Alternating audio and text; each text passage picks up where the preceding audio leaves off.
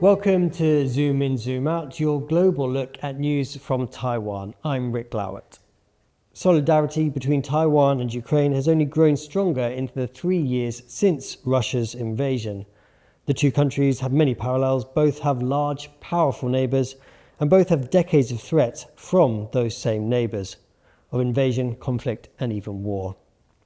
As fighting in Ukraine continues, many are asking how would the world react if Beijing moved on Taiwan.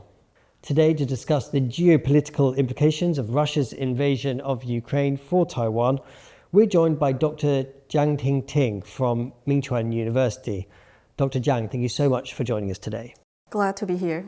So we've been talking a lot about the similarities between Taiwan and Ukraine over the last 3 years, both countries facing up to a large, powerful, authoritarian neighbour. But in your opinion, where do the similarities begin and end?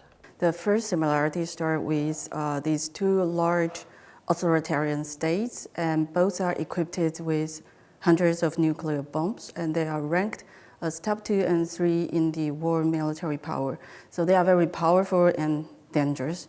And the second similarity is the democratic systems in Ukraine and in Taiwan. The very westernized democratic systems in these two countries made China and Russia uncomfortable and threatened. And the third similarity, I think it is very important, is the shared culture and history. In the beginning of the war, Putin tried to legitimize its invasion in Ukraine by shared culture and history and deny the sovereignty of Ukraine as a state. And this is also what China is doing to Taiwan, very similar things. Last week on Economist, there is an article. There are around 70 countries from the global south. They asserted they firmly comply with One China policy. And this is, again, very the same thing from the history and culture part, try to legitimate invasion. And in terms of differences, I think the first difference is that Taiwan is a de facto independent country, but we don't have a seat in United Nations or in any important international organizations. So these actually made Taiwan more fragile than Ukraine. And the second difference is Taiwan's economic power. We have a stronger economic power. Our chip manufacturing industry is very competitive in the global market.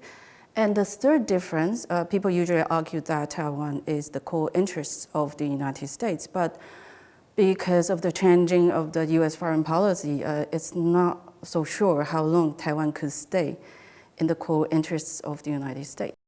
How has Taiwan's efforts to support Ukraine played out? The Taiwanese government has committed a lot to financial support, to humanitarian support, medical aid, food assistance, and Taiwan also provided generators or the power stations to Ukraine, lots of help. And also by providing all this support and aid, there's a great opportunity for Taiwan to foster a closer relationship with many countries, especially in the European Union, because Taiwan has always been under the situation of diplomatic isolation under China's influence. So this is a great opportunity to build up closer relationship with different countries in the EU. And also because of the slogan, Ukraine today, Taiwan tomorrow. And so our government also utilized the social media as a platform to clarify our determinants to defend our democracy and also our support to Ukraine. So this is also a boost Taiwan's international visualization and also to create a positive image that we defend democracy and freedom. You mentioned that both, when it comes to Ukraine and Taiwan, both countries' pursuit of democracy, human rights, a more Western approach, have somehow antagonized their neighbors. Is there a sense that both Ukraine and Taiwan are fighting a battle to make sure they're not seen as the antagonizer in these conflicts?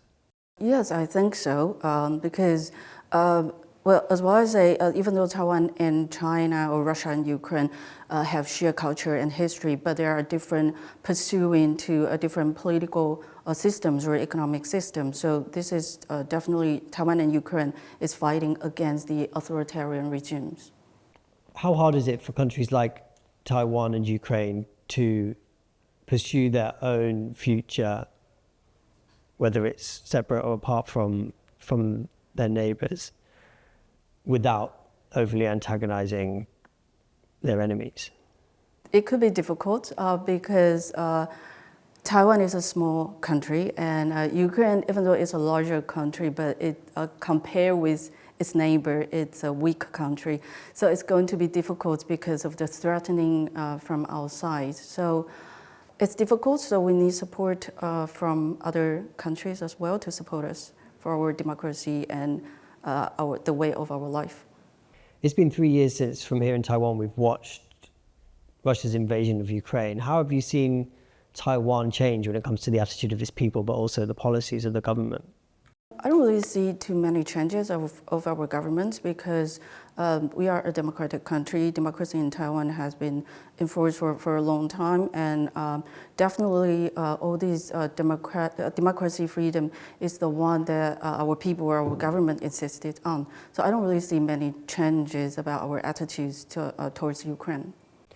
Do you think people in Taiwan have been feeling differently about the possibility of conflict, or about how they might need to approach both the realities of a conflict, but also like the big geopolitical challenge, like you mentioned? There are a lot of messages to Taiwanese people, especially the role of the United States, because as well I mentioned, one of the differences is that people saying that Taiwan is the core interest of the United States. But because of what happened in Ukraine right now, it seems like it's uncertain and we don't really know what would happen in the future. So I think the message here for our people maybe is that we need to rely more on ourselves. We can't rely on the liberalism, illusion, to expect other people to support us at the end of the story. So I think this is the main message for our people. Are there signs that Taiwan is already taking that message to heart, do you think? It's still very uncertain because many critics say that the reason Donald Trump withdrew from Russia-Ukraine war is because he focused more on China. So if he focused more on China, that means Taiwan is still the core interest. So it's very, very uncertain because we don't really know what he's going to do, or maybe he's going to change the direction of his policy next week. So very uncertain.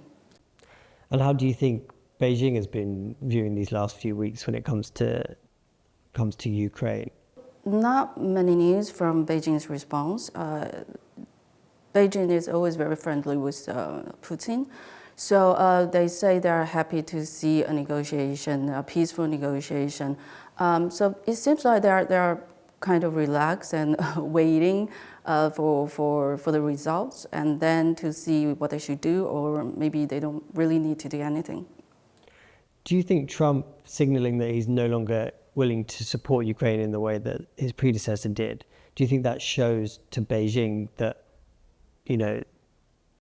support from the US to Taiwan is maybe not as rock solid or ironclad as both parties claim? It's difficult to say whether if this is the message to China, because it's a very different situation. Nowadays, China and the US, they are competing each other in international relations, in global economy, in chip manufacturing. They are competing each other. So Taiwan, yes, we may be a chess or the core interest. So it's very difficult to say what kind of decision they are going to make. So it's very different from Ukraine, because in Ukraine, Donald Trump asked the European Union to make more efforts to support their own security.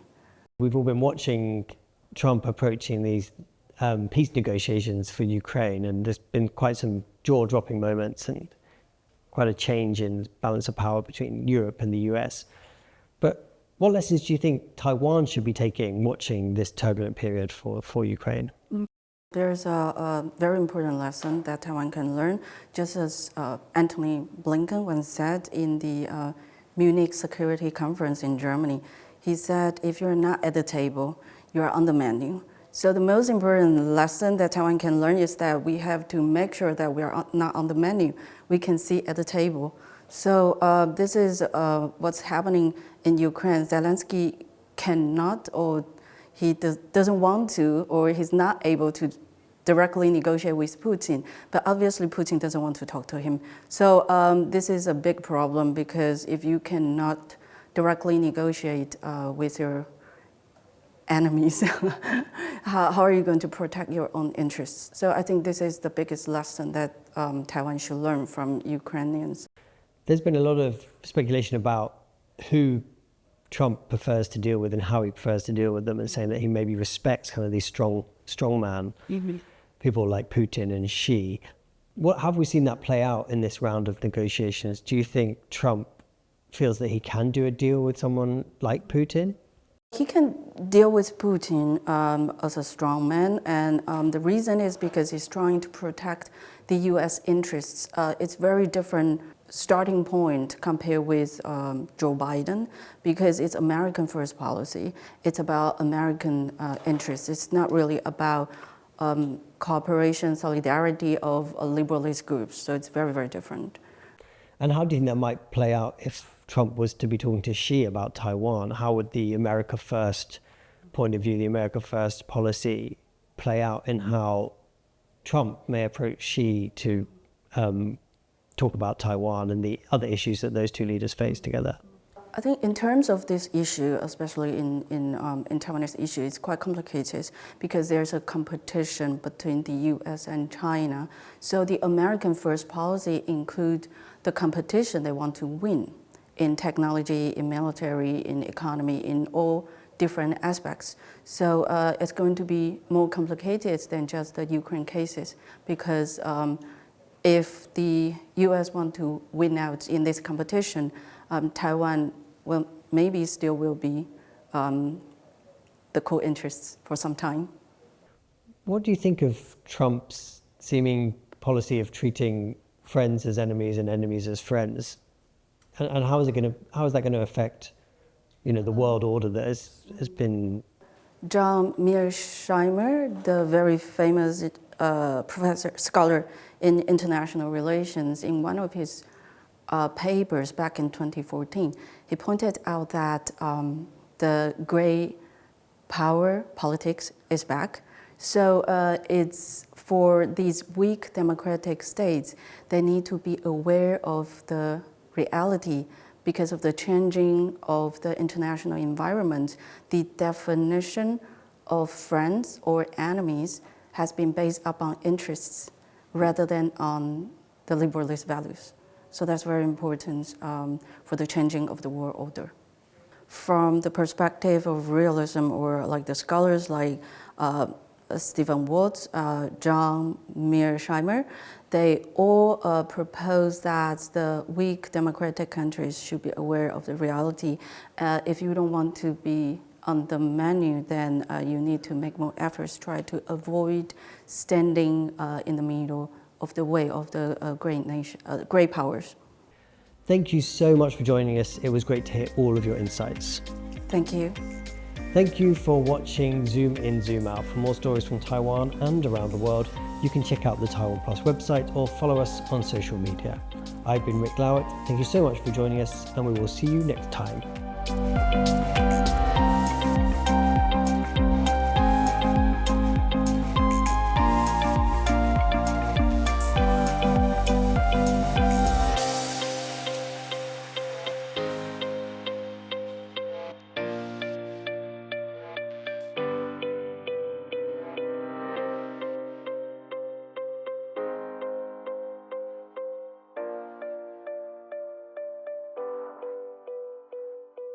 We bring you stories from Taiwan.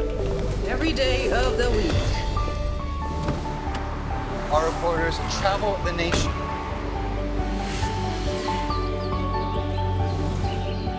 Exploring the issues that matter to